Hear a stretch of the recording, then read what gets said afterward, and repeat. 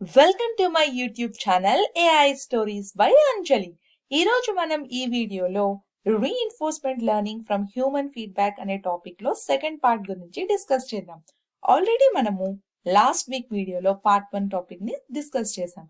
So ఈ video అనేది దానికి కంటిన్యూషన్. సో ఇంకెందుకు ఆలస్యం, వీడియోలోకి వెళ్ళిపోదాం. అంతకన్నా ముందు ఎవరైనా మన ఛానల్ ని ఫస్ట్ టైం చూసినట్లయితే ప్లీజ్ లైక్ చేసి, షేర్ చేసి, సబ్స్క్రైబ్ చేసుకోవడం మర్చిపోకండి. అలాగే బెల్ ఐకాన్ ని ట్యాప్ చేయండి. ఇలా చేయడం వల్ల మీకు లేటెస్ట్ నోటిఫికేషన్స్ అనేవి వస్తాయి. అండ్ ఆల్సో ఎవరైతే నన్ను సపోర్ట్ చేస్తూ నా ఛానల్ ని సబ్స్క్రైబ్ చేస్తూ నన్ను ఎంకరేజ్ చేస్తున్నారో వాళ్ళందరికీ a big thank you. So first thing, మనం లాస్ట్ వీక్ వీడియోలో చూసుకున్నట్లయితే రీఇన్ఫోర్స్మెంట్ లెర్నింగ్ లో బేసిక్ గా మనకి 3 స్టెప్స్ ఉన్నాయని తెలుసుకున్నాం. సో ఏంటంటే ఆ 3 స్టెప్స్, ఫస్ట్ స్టెప్ వచ్చేటప్పటికి pre training a language model, and second వచ్చేటప్పటికి gathering the data and training a reward model, and final step వచ్చేటప్పటికి fine tuning the language model with reinforcement learning అన్నమాట. So ఈ 3 steps అనేవి మనము discuss చేసాం boutique example తీసుకొని. So ఇప్పుడు ఒక్కొక్క స్టెప్ ని అండ్ ఇన్ డీటెయిల్ గా డిస్కస్ చేసుకున్నాం. సో ఫస్ట్ థింగ్ వచ్చేటప్పటికి లాంగ్వేజ్ మోడల్స్ అనేవి ఎప్పుడూ కూడాను ఒక ఇన్పుట్ ప్రాంప్ట్ అనేది ఇస్తామన్నమాట ఆ లాంగ్వేజ్ మోడల్ కి. సో ఏదైనా ఒక దాన్ని నువ్వు డెవలప్ చేయాలి అనుకుంటే ఆ చేసే దానికి మనము మన కస్టమైజ్ డేటాతో లాంగ్వేజ్ మోడల్ కి ఇన్పుట్ అనేది ఇవ్వాలి. అలా ఇన్పుట్ ఇవ్వటం వల్ల అది మన లాంగ్వేజ్ మోడల్ మన డేటా మీద ఫీడ్ అయ్యి అది ఒక నాలెడ్జ్ బేస్ ని ఏర్పరచుకొని మనం కొత్త క్వశ్చన్ అడిగినప్పుడు అది ఉన్న నాలెడ్జ్ దాంతో ఇంటరాక్ట్ అయ్యి మనకి రెస్పాన్స్ అనేది ఇచ్చేది అనమాట. సో బేసిక్ గా ప్రాసెస్ అనేది ఇలా జరుగుతుంది.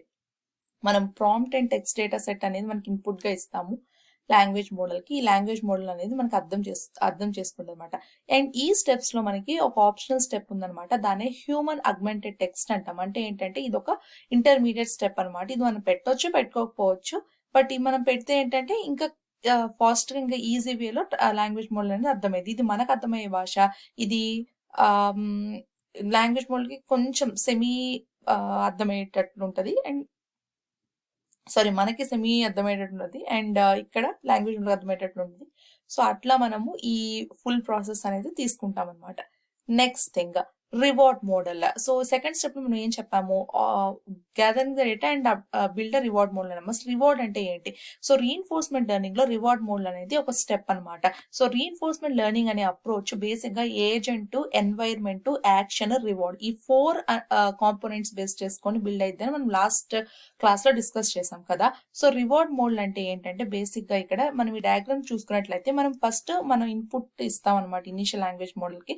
అది మనకి రెస్పాన్సెస్ అనేది ఇచ్చింది మనం అడిగిన ప్రాంప్ట్ ని బట్టి. సో ఫస్ట్ ఈ రెస్పాన్సెస్ లో నువ్వు రిలవెంట్ రెస్పాన్సెస్ కి రివార్డ్ మార్క్ చేస్తావు, నాన్ రిలవెంట్ రెస్పాన్సెస్ వీర్ ప్యాటర్న్స్ కి రివార్డ్స్ అనేది ఇవ్వవు, పనిష్మెంట్ ఇస్తావు. సో ఏదైతే నీకు రివార్డ్స్ ఉన్నాయో, ఏదైతే నీకు పనిష్మెంట్స్ వచ్చినాయో, సో ఏదైతే పనిష్మెంట్స్ వచ్చాయో అవి ఇంకా రివార్డ్స్ అయ్యేటట్లు ఎఫిషియెంట్ నువ్వు ఇంప్రూవైజ్ చేస్తావు అనమాట. అట్లా నువ్వు మాక్సిమైజ్ అనేది చేస్తావు రివార్డ్. సో రివార్డ్ అనేది ఏంటంటే పాజిటివ్ అవుట్కమ్ వస్తే రివార్డ్ అనేది వస్తుంది. సో నెగటివ్ అవుట్కమ్ వస్తే దానికి రివార్డ్ అనేది రాదు. సో ఇది మెయిన్ ప్రాసెస్ అనమాట. సో బేసిక్ సింపుల్ థింగ్ ఏంటంటే ఇప్పుడు నీకు ఒక 4 మ్యాచెస్ ఉన్నాయి. ఈ 4 మ్యాచెస్ లో 2 టీమ్స్ ఆడుతున్నాయి, 4 టైమ్స్ ఆడాలి. సో ఈ 4 టైమ్స్ లో ఎవరైతే 3 టైమ్స్ ఉన్నారో వాళ్ళే విన్నర్ అవుతారు కదా. సో అట్లా అదే 2-2 అయితే మళ్ళీ ఇంకొకటి పెడతాం. సో బేసిక్ ఏంటంటే నువ్వు పాజిటివ్ థింగ్స్ అని మాక్సిమైజ్ చేస్తావు అనమాట. సో దాన్నే రివార్డ్ మోడల్ అని చెప్తాం అనమాట.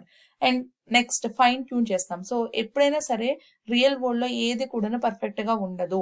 So data science model consider చేసుకుని ఒక డెసిషన్ ట్రీ మోడల్ బిల్డ్ చేసినా నీకు యాక్యురసీ 100% రాదు. సిమిలర్ గానే లాంగ్వేజ్ మోడల్ డీల్ చేసినప్పుడు ఇంకా ఎక్కువ ఛాలెంజెస్ అనేవి ఉంటాయి. లైక్ సింటాక్స్ ఉంటుంది, సిమాంటిక్స్ ఉంటుంది, కాంటెక్స్ట్ అర్థం చేసుకోవాలి, ఇట్లా డిఫరెంట్ థింగ్స్ అనేవి ఉంటాయి. సో ఫైన్ ట్యూనింగ్ చేసేటప్పుడు కొన్ని స్టెప్స్ అనేవి మనం ఫాలో అవ్వాలన్నమాట. సో ఫైన్ ట్యూనింగ్ అంటే ఏం లేదు, ఆల్రెడీ ఉన్నదాన్ని ఇంకా ఎన్హాన్స్ చేయడం అనమాట. అండ్ బెస్ట్ పారామీటర్స్ ఏంటో ఫైండ్ అవుట్ చేయడం అనమాట. సో ఫస్ట్ ఇనీషియల్ స్టెప్ లో నువ్వు ఏం చేస్తావంటే ఇనీషియలైజ్ అనేది చేసుకుంటావు. నెక్స్ట్ ఒక పాలసీ అనేది బిల్డ్ చేసుకుంటావు. నెక్స్ట్ నీ టోకెన్స్ ని డివైడ్ చేసుకొని ఆ తర్వాత నీ ఇన్పుట్ ప్యాటర్న్ అంతా సీక్వెన్స్ అంతా డెవలప్ చేసుకుంటావు. నెక్స్ట్ ఒక్కొక్క దానికి నీ పాలసీ అప్లై చేసి రివార్డ్స్ అనేది క్యాలిక్యులేట్ చేసి అందులో ఏది మ్యాక్సిమైజ్ ఉందో ఆ రివార్డ్ ని నువ్వు తీసుకొని ఆ మోడల్ ని సెలెక్ట్ చేసుకుంటావు అనమాట. సో ఎప్పుడు కూడా రీఇన్ఫోర్స్మెంట్ లో మనం కొన్ని స్టెప్స్ అనేవి గుర్తుపెట్టుకోవాలి. అప్డేషన్ అనేది చాలా ఇంపార్టెంట్. సో, అసలు రీఇన్ఫోర్స్‌మెంట్ అనేనే కాదు. మనం నార్మల్‌గా కూడాను సింపుల్ ఎగ్జాంపుల్ చూసుకున్నట్లయితే ఒక ఫోన్ ఉంది. సో, ఆ ఫోన్‌కి నీకు సాఫ్ట్‌వేర్ అప్డేట్స్ వస్తూ ఉంటాయి. సో, అప్డేట్స్ వస్తున్నప్పుడు నువ్వు జనరల్‌గా ఏం చేస్తావు? అప్డేట్స్‌ని నువ్వు ఎన్హాన్స్ చేస్తూ ఉంటావు కదా! వెర్షన్స్ నువ్వు అప్డేట్ చేస్తూ ఉన్నప్పుడుంటే నీకు ఎన్హాన్స్ ఫీచర్స్ అనేవి వస్తూ ఉంటాయి. సో, సిమిలర్‌గా నీ యొక్క మోడల్ అనేది ఇంకా ఫర్దర్‌గా మంచిగా ఉండాలంటే ఎప్పుడు పాలిసీని రెగ్యులర్ ఇంటర్వెల్స్‌లో అప్డేట్ చేస్తూ ఉండాలనమాట.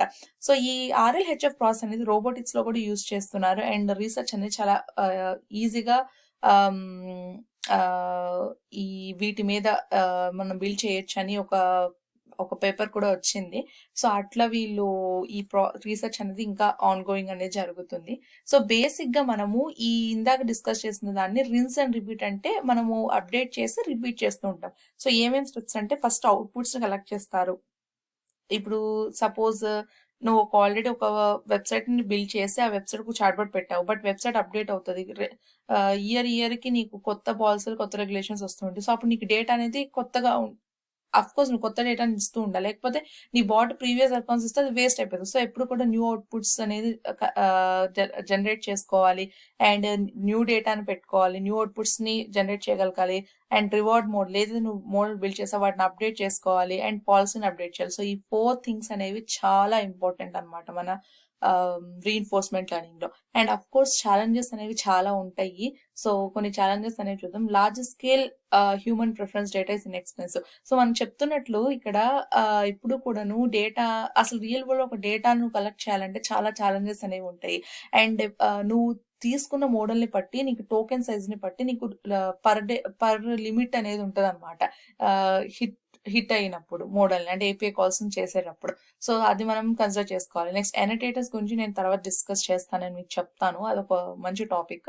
అండ్ థర్డ్ పాయింట్ చూసుకున్నట్లయితే RL optimiser and reward model can be improved. So, ఇందాక మనం చెప్తున్నట్లు మనం మనం థింక్ వచ్చేటప్పటికి రివార్డ్ మోడల్‌ని ఇంప్రూవైజ్ చేయడం అనమాట. సో, దానికి కూడా కాస్ట్ ఇవన్నీ ఉంటాయన్నమాట. And generated text message will be harmful inaccurate. ఇది అసలు హైలైట్ పాయింట్. ఎందుకంటే నేను ఇందాక చెప్తున్నట్లు ఎప్పుడూ కూడాను నువ్వు ఎంత బాగా చేసినా నీకు రిజల్ట్ అనేది రియల్ వరల్డ్‌లో 100% అనేది రాదు. ఎప్పుడు ఇనాక్యురసీస్ వస్తూనే ఉంటాయి. సో, అంత నువ్వు ఎన్హాన్స్ చేసినా, ఫైన్ ట్యూన్ చేసినా నీకు రిజల్ట్స్ అనేవి కొన్ని ఇనాక్యురేట్‌గా రావచ్చు. సో, చెప్పలేమనమాట. సో, బేసిక్‌గా మనం చెప్పాలంటే ఈ ఆర్ఎల్‌హెచ్ఎఫ్‌లో లాంగ్వేజ్ మోడల్స్‌లో డీల్ చేసేటప్పుడు నీకు ఛాలెంజెస్ అనేవి జనరల్‌గా వచ్చే ఛాలెంజెస్ అనేది data collection, optimisation and safety. ఎందుకు సేఫ్టీ అంటున్నానంటే నువ్వు డీల్ చేసేది డేటా. సో, అది ఔట్‌సోర్స్ అవ్వకూడదు. సేఫ్టీ అనేది చాలా ఇంపార్టెంట్. కొన్ని కంట్రీస్‌లో రూల్స్ ప్రకారం వాటిని వయలేట్ చేస్తే డెఫినెట్‌గా అది చాలా అనాథరైజ్డ్ కింద వస్తదనమాట. So, Google CEO Sundar Pichai ఒక ఇంటర్వ్యూలో చెప్పారు. సో, ఈ ఏఐ ఎంత దాని యొక్క ఎఫెక్ట్ అనేది ఎంత పాజిటివ్ ఉందో నెగెటివ్ ఎఫర్ట్స్‌ని ఆలోచిస్తుంటే చాలా భయంకరంగా ఉన్నాయని. సో, ఎప్పుడు కూడాను నువ్వు ఏఐ యూజ్ చేసి ఒకటి చేస్తున్నావంటే ఆల్వేస్ రిమెంబర్ ఈ ఛాలెంజెస్ అనేవి దృష్టిలో పెట్టుకొని చేయాలి. First data collection. ఎక్కడి నుంచి డేటా కలెక్ట్ చేస్తున్నావు? ఆప్టిమైజేషన్ అనేది చాలా ఇంపార్టెంట్. ఎందుకంటే కాస్ట్ అనేది బేరబుల్ ఉండాలి. నువ్వు ఒక కంపెనీ వైస్‌గా నువ్వు ఒక దాన్ని డెవలప్ చేస్తున్నావంటే దాని కాస్ట్ కాలిక్యులేషన్స్ అని అఫ్‌కోర్స్ నువ్వు ఏఐ అనే కాదు ఏదైనా సరే నీకు కాస్ట్ అనేది చాలా ఇంపార్టెంట్. బట్ నేను ఏఐ ఎందుకంటున్నానంటే టోకెన్ సైజ్‌ని బట్టి నీకు వేరీ అవుతూ వస్తది కాబట్టి చెకింగ్ చేసుకోవాలి. అండ్ సేఫ్టీ అనేది కూడా చాలా ఇంపార్టెంట్ అనమాట. సో, ఇవి నువ్వు గుర్తుపెట్టుకొని లాంగ్వేజ్ మోడల్స్‌ని డెవలప్ చేసేటప్పుడు తెలుసుకుంటే మనము మంచి ప్రోడక్ట్ పవర్ ప్యాక్ ప్రొడక్ట్స్ అనేవి డెవలప్ చేయొచ్చనమాట.